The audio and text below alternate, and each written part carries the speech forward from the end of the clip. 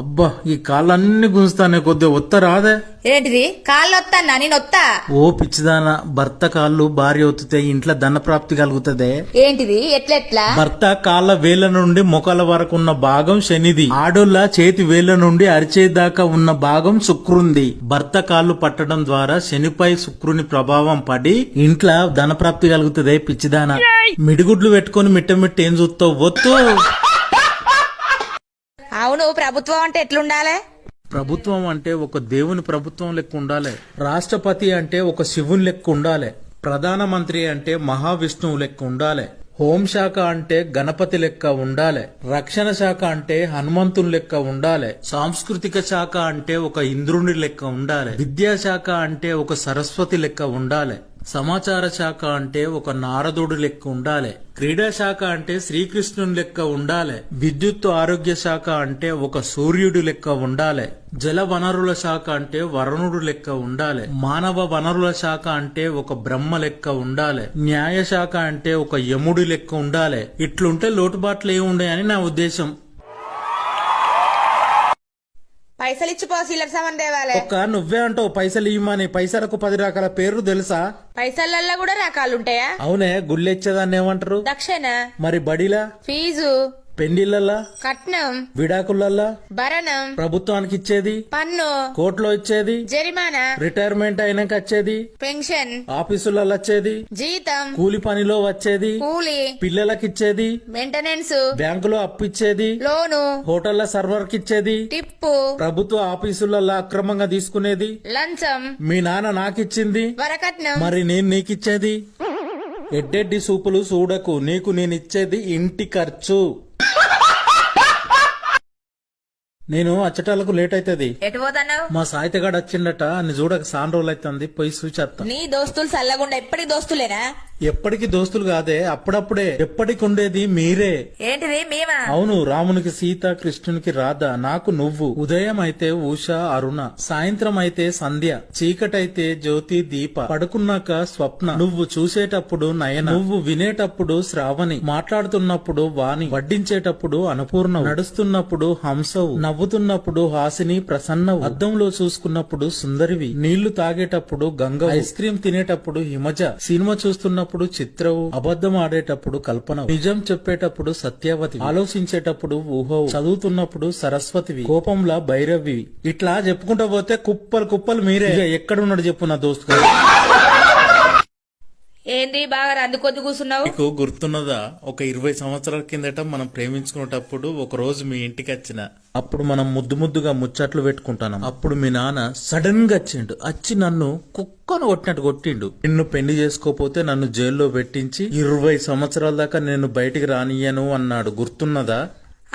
అవును, ఆ రోజు ఫిబ్రవరి 14 కదా. ప్రేమికుల రోజు గుర్తుకొచ్చింది. అవును, 20 సంవత్సరాల కిందట ముచ్చట నీకెందుకు? ఇవాళ నేను హాయిగా జైల్లో నుంచి విడుదల అయ్యేవాన్నే.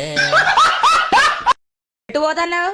పని లేని ఉరుకుడు, ఉరికిపోయి ఉరికెత్తా. అంటే ఏంటిది? కుక్క లెక్క అన్నట్టు ఉరికి ఆగి అటు ఇటు చూస్తుంది, మళ్ళా ఉరికి ఆగి మళ్ళా అటు ఇటు చూస్తుంది. ఏం పని కురుకుతుందో, ఎందుకు ఉరుకుతుందో ఎవ్వరు తెలియదు. గట్టున్నది నా కథ. అయితే గానీ ముడిపడ్డదా? ఇంకా వాళ్ళే. అప్పట్లో ఇంటికో సెట్టు, ఇప్పుడు ఇంటికో నెట్టు. అప్పుడు ఊరికో డాక్టర్, ఇప్పుడు ఇంటికో డాక్టర్. అప్పట్లో చేతి నిండా డబ్బులే, ఇప్పుడు ఒంటి నిండా జబ్బులే. అప్పట్లో సాయంత్రం అయ్యేటప్పటికి దేవునికి దీపం పెట్టేది, ఇప్పుడు సాయంత్రం అయ్యేటాలకే టీవీలలో సీరియల్ పెడతారు. ఇక ముడి పడ్డది, బ్రహ్మముడి.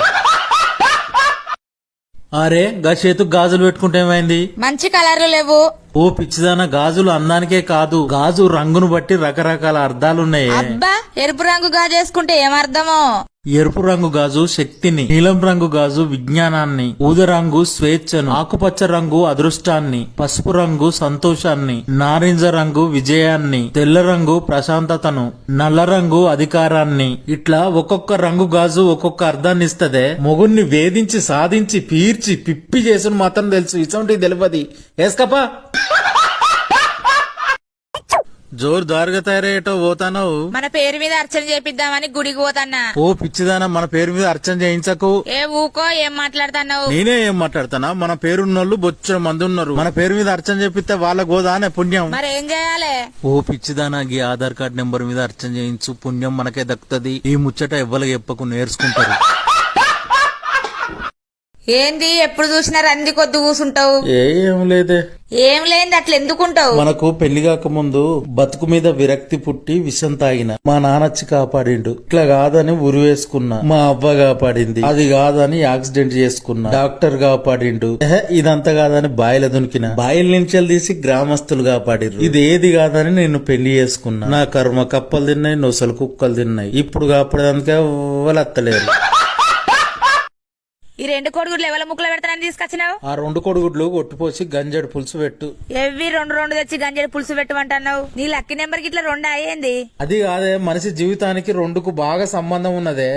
అదేంటిదో చిత్రం. భూమి అనే 2 అక్షరాల పైన పుట్టి, ప్రాణం అనే 2 అక్షరాల జీవం పోసుకొని, 2 అక్షరాల అవ్వ తాత అమ్మ నాన్న అన్న అక్క అనే బాంధవ్యాల నడుమ పెరుగుతూ, 2 అక్షరాల గురువు దగ్గర 2 అక్షరాల విద్య నేర్చుకొని, 2 అక్షరాల డబ్బును సంపాదించి, 2 అక్షరాల భార్య బిడ్డ అనే బంధాన్ని ఏర్పరచుకొని, 2 అక్షరాల ప్రేమను పంచుతూ, 2 అక్షరాల స్నేహం పెంపొందించుకుంటూ, 2 అక్షరాల బాధను భరిస్తూ, 2 అక్షరాల కోపాన్ని దూరం చేసుకొని, 2 అక్షరాల నేను అనే అహంకారాన్ని మరిచి, 2 అక్షరాల మనం అనే మమకారాన్ని పెంచి, 2 అక్షరాల జాలి దయలను కుండంతగా పెంచుతూ, 2 అక్షరాల తీపి అనుభవాలను గుర్తు చేసుకుంటూ, 2 అక్షరాల చేదు సంఘటనలను మర్చిపోతూ, 2 అక్షరాల ముప్పు వచ్చి 2 అక్షరాల చావు వచ్చే వరకు 2 అక్షరాల ముఖం పైన 2 అక్షరాల నవ్వు ఉంటే 2 అక్షరాల స్వర్గం మన అరచేతిలో ఉంటుందే.